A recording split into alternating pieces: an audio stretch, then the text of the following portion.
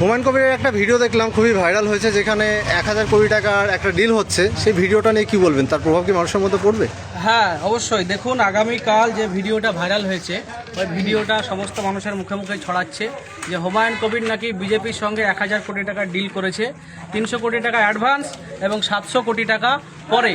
এই 300 কোটি টাকা অ্যাডভান্সের বিনিময়ে বিজেপির সঙ্গে নাকি ডিল হয়েছে যে আপনি ভোটে লড়বেন এবং কিছু মুসলিম সংখ্যক ভোট আপনার খাতায় পড়বে এবং তৃণমূলের ভোট কাটবে, যার ফলে তৃণমূলের ভোটটা কমবে এবং এই বিজেপির ভোটটা বাড়বে। এতে আমরা জিতে যাব।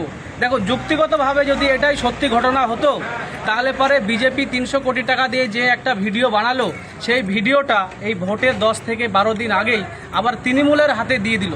তার মানে ওদের যে একটা কায়দা কৌশল ছিল ভোটটা হাতানোর, সেটা তো ওদের সফল হলো না। তাহলে অতএব বিজেপি কখনোই বোকা না যে ওই ভিডিও বানিয়ে আবার তৃণমূলের হাতে দিল।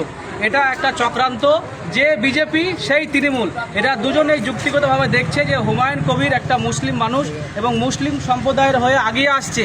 এরকম করলে পারে মুসলিমের একজন ভালো নেতা তৈরি হয়ে যাবে এবং আগামীতে মুসলিমদের একটা মুখ্যমন্ত্রী দাবি করবে, উপমুখ্যমন্ত্রী দাবি করবে। এরা দুজনেই ভয় পেয়েছে, তাই দুজনে যোগসাজশভাবে এটা একটা স্কিম চালিয়েছে। এটা ফেক ঘটনা, সবাই জানছে। কারণ যখন কালকে ভিডিওটা ভাইরাল হলো, ভাইরাল হওয়ার 10 মিনিটের মধ্যে ফেরাদ হাকিম প্রেস কনফারেন্স করে বলছে যে ছি ছি ছি ছি ছি, এটা কি মুসলিমের এইভাবে সব বিক্রি করে দিচ্ছে, হেনস্থা করছে। কারণ এটা একটা সাজানো জিনিস। 10 মিনিটের মধ্যে প্রেস কনফারেন্সে আসলো ভিডিওটা ছাড়ার পরে। এটা দেখে আমরা বুঝতে পারছি স্পষ্টভাবে যে এটা একটা সাজানো জিনিস, এটার কোনো সত্যতা নাই, এটা একটা মিথ্যা ঘটনা। বিজেপি এবং তৃণমূল দুজনেই ভয় পেয়েছে যে এইভাবে যদি মুসলিম সম্প্রদায়ের মানুষ হুমায়ুন কবিরের দিকে এগিয়ে যায়, আগামী দিনে মুসলিমের একটা বিরাট ধরনের নেতা তৈরি হবে, যার ফলে আমাদের অনেক ক্ষতি হবে। এটাই হচ্ছে মূল ঘটনা, এছাড়া আর কিছু নাই। তাই সবার কাছে অনুরোধ জানাবো যে এই ভিডিও দেখে মানুষকেও বিভ্রান্ত ছড়াবেন না। এটা যেমন রানু মণ্ডল যেমন একটা ভিডিও বানিয়েছিল হইচই হইচই, মানুষ আবার ভুলে গেছে।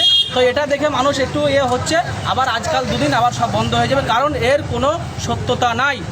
ব্যাস এটুকুই বলার ছিল। এবং এটা যদি সত্যতা থাকতো, তাহলে তো তৃণমূল তার নিজস্ব ওয়েবসাইটে নিয়ে যেত, নিজস্ব পোর্টালে নিয়ে গিয়ে কথা বলতো।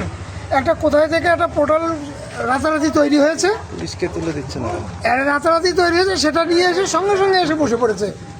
পুলিশের হাতে তুলে দিচ্ছে। হ্যাঁ, পুলিশ হাতে তুলে দিয়েছে এবং সঙ্গে সঙ্গে বাইট দিতে